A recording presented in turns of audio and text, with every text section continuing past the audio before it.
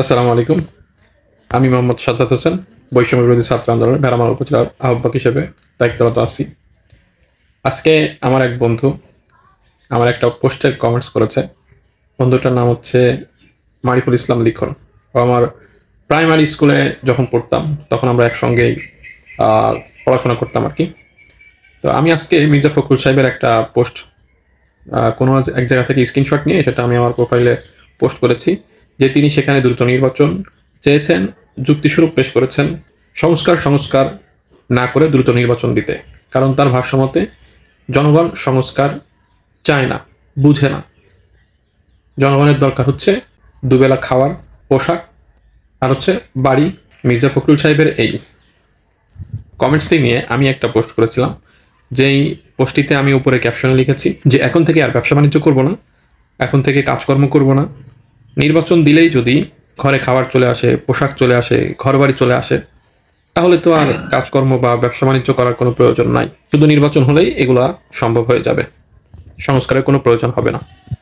তো এই পোস্টেই মূলত আমার বন্ধু লিখন কমেন্টসটা করেছে, যে সেই কমেন্টস আমাকে জানতে চেয়েছে আমার কাছে বর্তমানে অন্তর্বর্তীকালীন সরকার, বৈষম্য বিরোধী ছাত্র আন্দোলন এবং উপদেষ্টারা শুধু সংস্কার সংস্কার করছে, কিন্তু সংস্কার জিনিসটা আসলে কি, তারপরে কোথায় কোথায় সংস্কার প্রয়োজন, এবং এই 6 মাসে কোথায় কোথায় সংস্কার হয়েছে।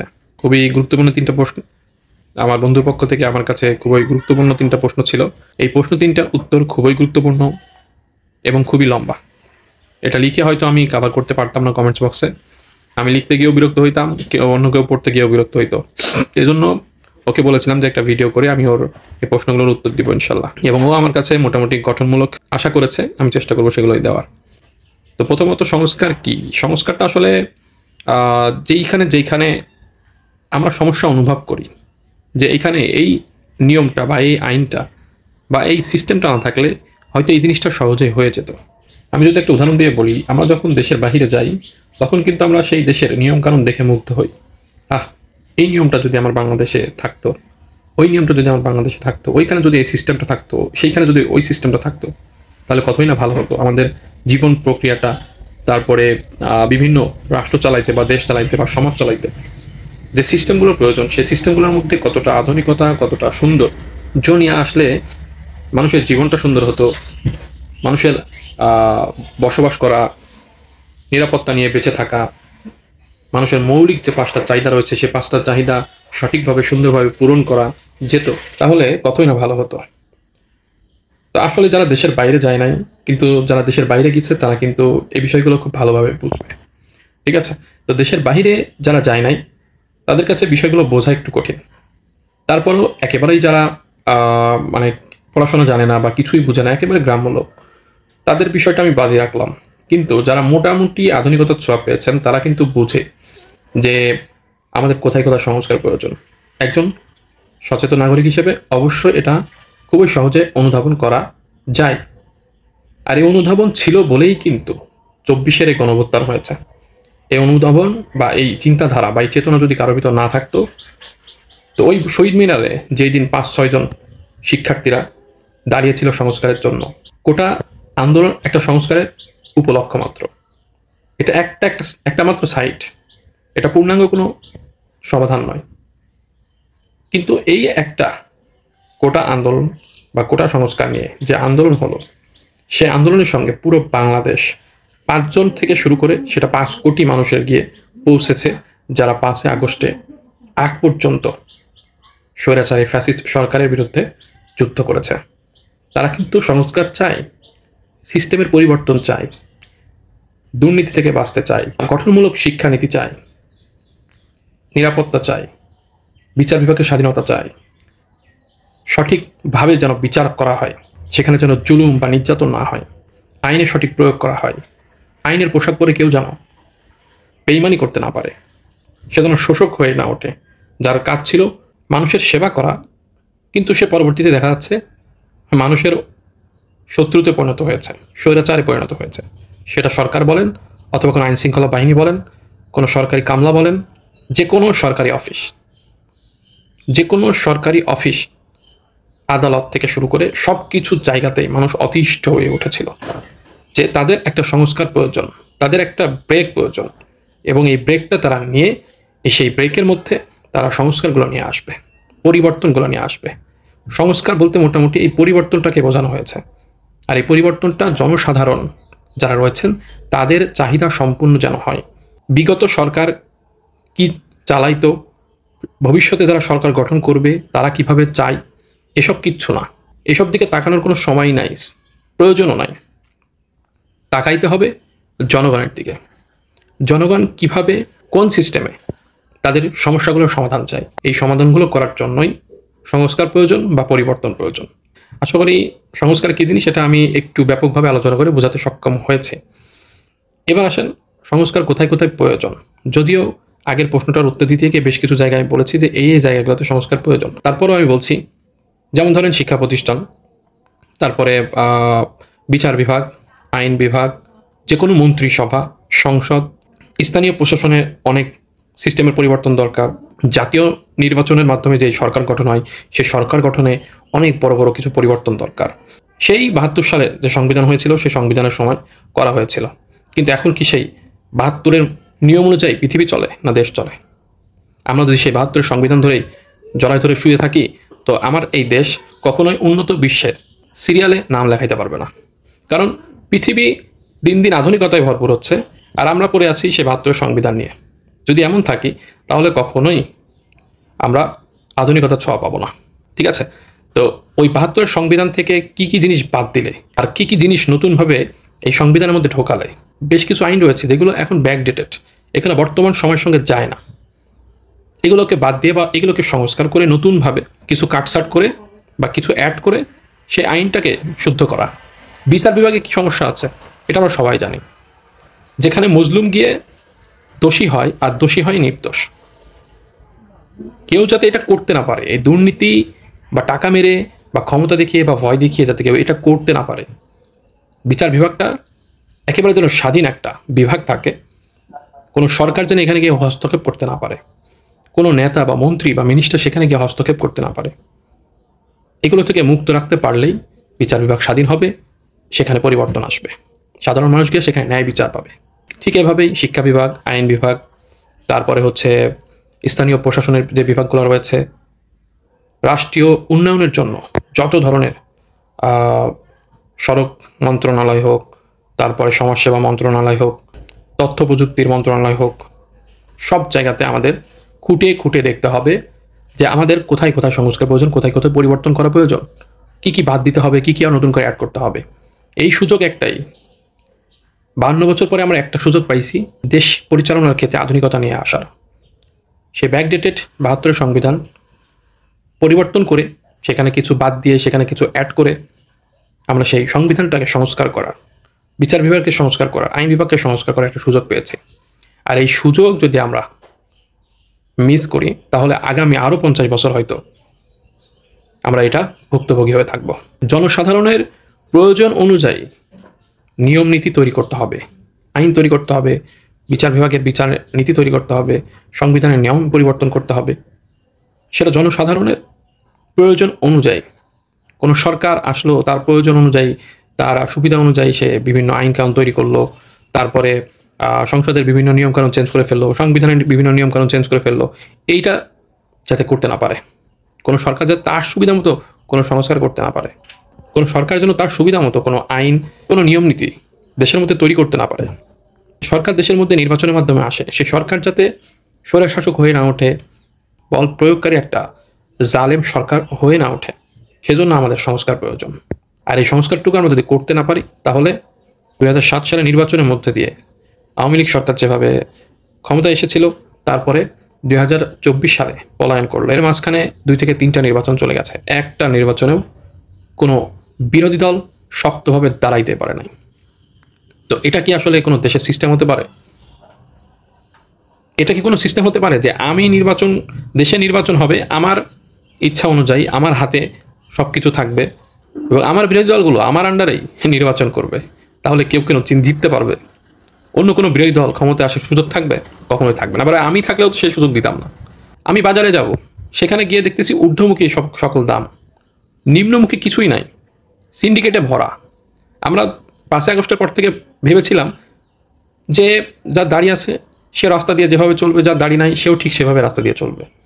যার গায়ে পাঞ্জাবি জুব্বা আছে সে যেভাবে চলে, যার গায়ে ধুতি পাঞ্জাবি রয়েছে সেও ঠিক স্বাধীনতা নিয়ে চলবে।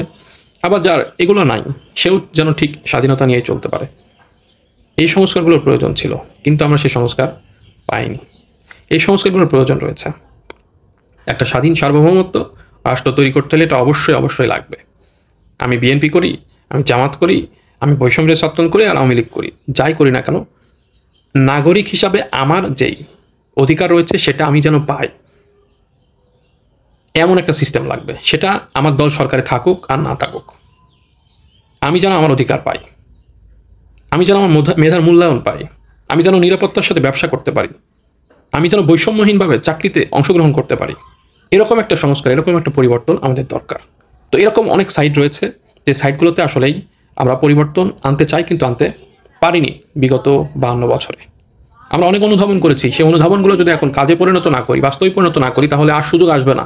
আবার 50 বছর ওয়েট করতে হবে এই সুযোগ আসতে, এই পরিবর্তন নিয়ে আসার সুযোগ পেতে। এই 24-এর যে যুদ্ধ হয়েছে, গণঅভ্যুত্থান হয়েছে, সেখানে যে বিপ্লব হয়েছে, সেখানে 2000 মানুষ তাদের জীবন দিয়েছে, অসংখ্য হাজার হাজার মানুষ আহত হয়েছে, অঙ্গহানির থেকে শুরু করে বিভিন্ন রকম আহততে পতিত হয়েছে। 50 বছর পরে সেটা 2000 থেকে 10,000-এ যেতে পারে। 24-এ 2000 মারা গিয়েছে, 50 বছর পরে সেটা 10,000-এও পৌঁছাইতে পারে। এইরকম সুযোগ যাতে কেউ নিতে না পারে, এরকম স্বৈরাচার আওয়ামী লীগ ছাত্রলীগের মতো দখলদারি কেউ যেন ঘটাইতে না পারে, এরকম একটা সিস্টেম, এরকম একটা পরিবর্তন আমাদের দেশের মধ্যে আনতে হবে। আর এই পরিবর্তন আনতে গিয়ে যদি সংবিধান পরিবর্তন করতে হয়, আইন পরিবর্তন করতে হয়, বিচার বিভাগের পরিবর্তন করতে হয়, শিক্ষা ব্যবস্থা পরিবর্তন করতে হয়, মানুষের জীবনের স্টাইল, লাইফ স্টাইলও যদি পরিবর্তন করা লাগে সেটাও করতে হবে। সংস্কার তো আসলে অনেক জায়গাতে প্রয়োজন। বেশ কিছু মেন পয়েন্ট আমি তুলে ধরেছি, এগুলোর মাধ্যমে আশা করি সবাই বুঝতে পারবে যে আসলে কোথায় কোথায় সংস্কার প্রয়োজন। আর সব থেকে বড় হলো, আমরা যদি একটু বিবেক খাটিয়ে চোখ বন্ধ করে ভাবতে থাকি যে আমাদের জীবন প্রণালী সুন্দর করার জন্য, একটা উন্নত বিশ্ব যেভাবে চলে সেভাবে পরিচালনা করার জন্য আমাদের দেশটাকে কিভাবে সাজালে, কিভাবে পরিবর্তন করলে সেই দেশটা একটা উন্নত দেশে পরিণত হবে, দুর্নীতি থেকে মুক্ত হবে, স্বৈরাচার জুলুমকারীদের থেকে মুক্ত হবে, সন্ত্রাসবাদ জঙ্গিবাদ থেকে সবকিছু থেকে মুক্ত থাকবে, এগুলো একটু চোখ বন্ধ করে ভাবলেই আমরা বুঝতে পারবো ইনশাআল্লাহ। এবার আসেন তৃতীয় যে প্রশ্ন ছিল আমার বন্ধু লিখনের, সেটা হচ্ছে কোথায় কোথায় এই 6 মাসে সংস্কার হয়েছে।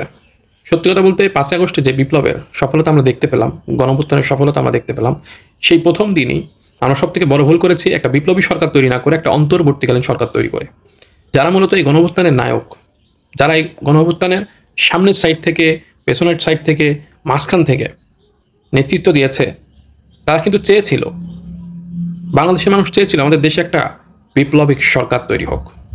আন্দোলন করলো, আন্দোলনের জয় নিয়ে আসলো ছাত্ররা, দেশের জনগণরা, আর সেই গণঅভ্যুত্থান সেই জয়কে ছিনিয়ে নিয়ে হাইজ্যাক করে ক্যান্টনমেন্টে বসে আর রাষ্ট্রপতির বাসভবনে গিয়ে সব কিছুকে একেবারে ধূলিসাৎ করে দিল।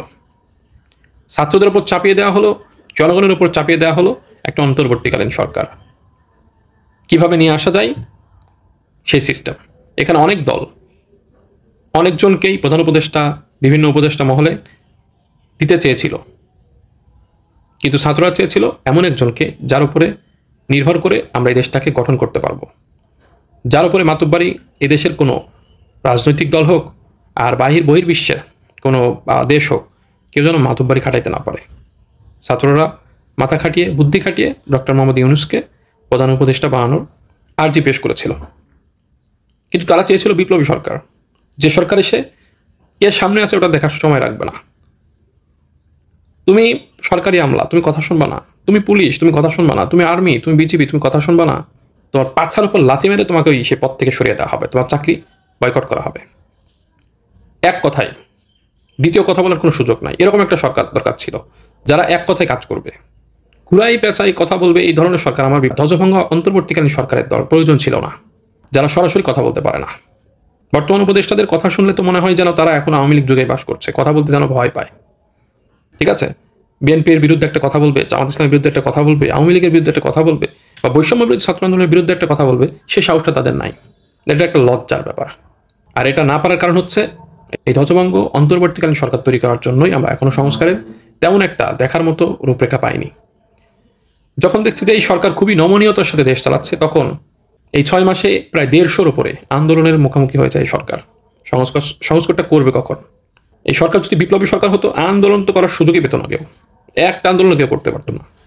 আন্দোলন তো সরকারই করবে সংস্কার নিয়ে আসার জন্য, বিভিন্ন অরাজকতা, অশান্তি সৃষ্টিকারী মানুষগুলোর উপরে, দলগুলোর উপরে। উল্টা সরকারের উপরে আন্দোলন চালানো হয়। সরকার যেখানে আন্দোলন চালানোর দরকার ছিল, উল্টা সরকারের উপরে আন্দোলন চালানো হচ্ছে। গত 6 মাসে প্রায় 150+ আন্দোলন সরকার মুখোমুখি হয়েছে। 150টা আন্দোলন, তার মানে 150 দিন। তাহলে আমি যদি 150 দিনকে ভাঙি, তো প্রায় 4 মাস। 4 মাস সময়, 6 মাসে 4 মাস সময় এই সরকার আন্দোলন ঠেকাইতে ঠেকাইতে গিয়েছে।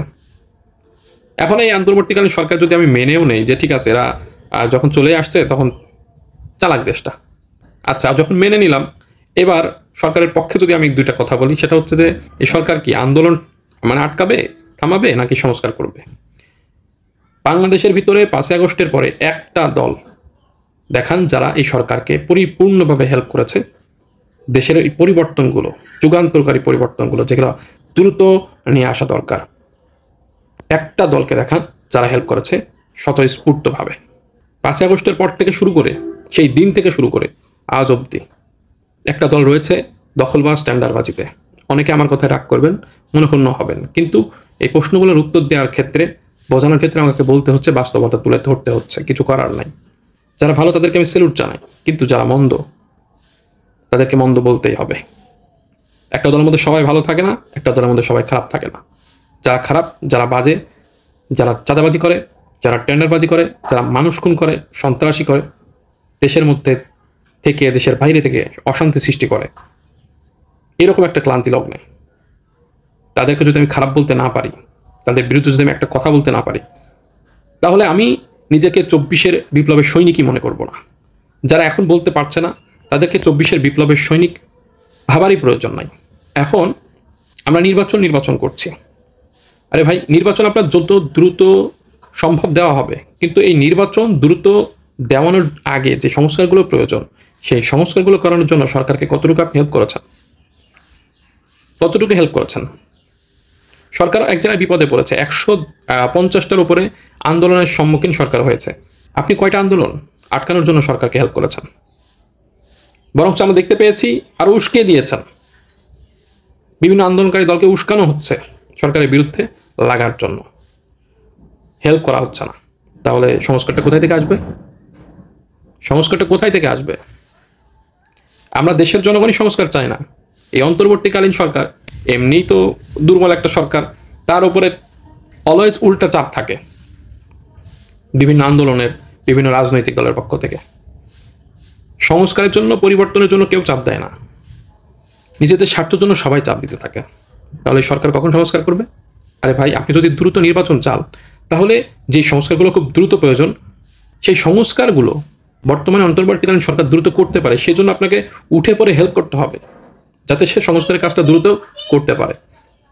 এরপরে যদি সে ডিলে করে, তখন আপনি একটা কথা বলতে পারবেন যে আমরা তো স্বতঃস্ফূর্তভাবে সব দিক দিয়ে তাদেরকে হেল্প করেছি, সময় দিয়ে হেল্প করেছি, কাঁধে কাঁধ মিলিয়ে বিভিন্ন আন্দোলনে তাদের সরকারকে আমরা হেল্প করেছি, বিভিন্ন সিন্ডিকেটের বিরুদ্ধে আমরা রুখে দাঁড়িয়েছি, বিভিন্ন চাঁদাবাজি, টেন্ডারবাজিদের বিরুদ্ধে আমরা রুখে দাঁড়িয়েছি, বিভিন্ন সন্ত্রাসী কর্মকাণ্ডের বিরুদ্ধে আমরা রুখে দাঁড়িয়েছি। যারা রুখে দাঁড়াবে, যারা হেল্প করবে, তারাই যদি এগুলো করে, তাহলে সংস্কার কোথায় থেকে আসবে? এই সংস্কার হবে না, বাংলাদেশের পরিবর্তন আসবে না যদি বাংলাদেশের রাজনৈতিক দলগুলোর পরিবর্তন না আসে। বাংলাদেশে সব থেকে বড় পরিবর্তন দরকার রাজনৈতিক দলের। রাজনৈতিক দলগুলোর সব থেকে বেশি পরিবর্তন দরকার। এই পরিবর্তন যদি না আসে, তাহলে আমাদের 71-এর স্বাধীনতা যেমন একদল হাইজ্যাক করে নিয়ে চলে গেছে, 24-এর এই জয়কেও, এই স্বাধীনতাকেও কেউ একজন হাইজ্যাক করে নিয়ে চলে যাবে। মাঝখান দিয়ে পুড়তে থাকবে সাধারণ জনগণ, মাঝখান দিয়ে নিষ্পেষিত হতে থাকবে সাধারণ জনগণ।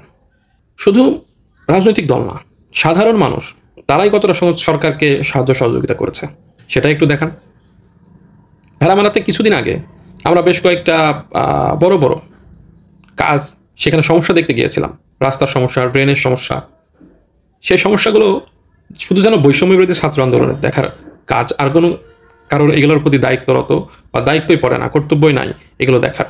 ড্রেনের কাজ হচ্ছে শহরের মধ্যে শুধুমাত্র গুটি কয়েক কিছু লোকজন, বৈষম্য বিরোধী ছাত্র আন্দোলন আর সামান্য কিছু সচেতন জনগণ যারা এই ড্রেনের কাজ বা রাস্তার কাজ দেখে নেওয়ার চেষ্টা করছে।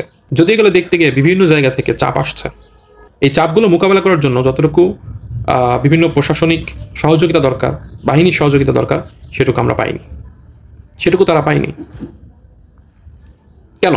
ওই যদি ড্রেন হয়, যদি রাস্তার কাজ হয়, শুধু কি বৈষম্যবিরোধী ছাত্র আন্দোলন আর গুটি কয়েক সচেতন নাগরিকই রাস্তা বা ড্রেন ব্যবহার করবে? না, ওই এলাকার ভেড়ামারাবাসী সবাই করবে? যদি ভেড়ামারাবাসী সবাই এটাকে ব্যবহার করে, এটা সুবিধা নিতে চায়, তাহলে সবার উচিত এই ড্রেনকে দেখে নেওয়ার, এই রাস্তার কাজকে দেখে নেওয়ার, দুর্নীতিকে রুখে দেওয়ার। সেগুলো না করে আমরা হা করে তাকিয়ে থাকি সেই আওয়ামী লীগের যুগের মতো। আরে ভাই, এত ভয় কিসের? এই ভয়কে জয় করতে পারলে সব থেকে বড় সংস্কারটা আসবে। আর সংস্কারকে উন্নত পাওয়াইতে হইলে আমাদেরকে জনগণের পক্ষ থেকে, বিভিন্ন রাজনৈতিক দলের পক্ষ থেকে, অরাজনৈতিক দলের পক্ষ থেকে সরকারকে বাধা না দিয়ে উৎসাহ দিয়ে কাজ করাইতে হবে। যেখানে সন্ত্রাসীমূলক কর্মকাণ্ড দেখতে পাওয়া যাবে, রুখে দাঁড়াইতে হবে। কখন পুলিশ আসবে, ওই কখন সরকারি লোক আসবে, কখন আর্মি আসবে, এসব দেখার সময় নাই। আমি মনে করি বাংলাদেশের জনগণ পুলিশের থেকেও শক্তিশালী। আমি মনে করি 20 জন 24-এর যোদ্ধা 100 জন পুলিশের সমান। নিজেকে যদি 24-এর যোদ্ধা মনে করেন, গণঅভ্যুত্থানের যোদ্ধা মনে করেন, তাহলে পুলিশ, আর্মি, বিডিআর এগুলাকে সাইডে রাখেন। আপনি দেশের সৈনিক হিসাবে কাজ করেন। সংবাদ মাধ্যমগুলো দেখেন, দালালে পরিণত হয়েছে।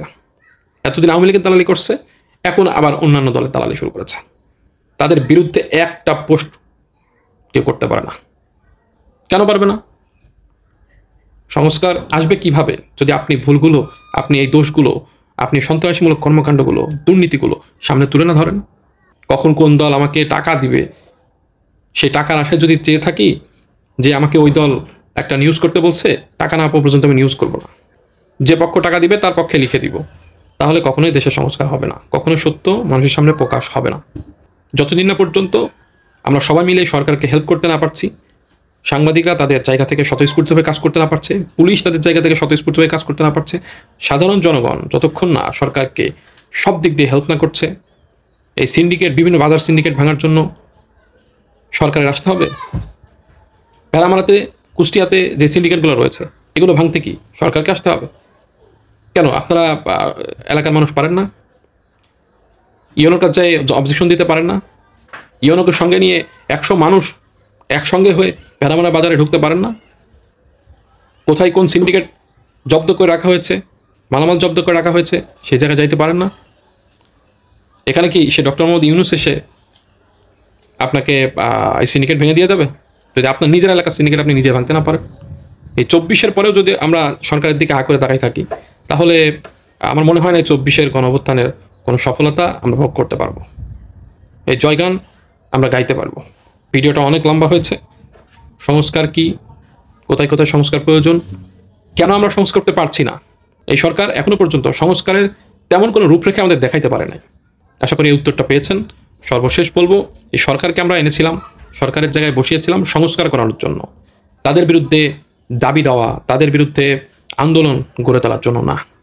আমাদের উচিত প্রত্যেকটা দলের একটা অংশকে সরকারের সঙ্গে একেবারে কানেক্টেড করে দেওয়া, যাতে ওই অংশটা সরকারের বিভিন্ন কাজে হেল্প করতে পারে, সরকারকে কেউ ডিস্টার্ব করতে না পারে। সরকারকে সরকারের গতিতে যদি কাজ করতে দেন, তাহলে অবশ্যই সংস্কার হবে। কিন্তু সরকারকে যদি সরকারের গতি রোধ করে আমরা বিভিন্ন জায়গাতে বাধা সৃষ্টি করি, তাহলে সরকার কখনোই আমাদেরকে সংস্কার এনে দিতে পারবে না। কারণ সংস্কার তো আমরা নিজেরাই চাই না, তো সরকার কি সংস্কার এনে দিবে? আমরা নিজেরাই চাই দুর্নীতিগ্রস্ত হয়ে থাকতে, আমরা নিজেরাই চাই টেন্ডারবাজি, চাঁদাবাজির মধ্যে থাকতে, আমরা নিজেরাই চাই সন্ত্রাসীমূলক একটা সমাজের মধ্যে থাকতে, দেশের মধ্যে থাকতে। তো সরকার আমাকে কি পরিবর্তন এনে দিবে? আশা করি সবাই উত্তরটা পেয়েছেন।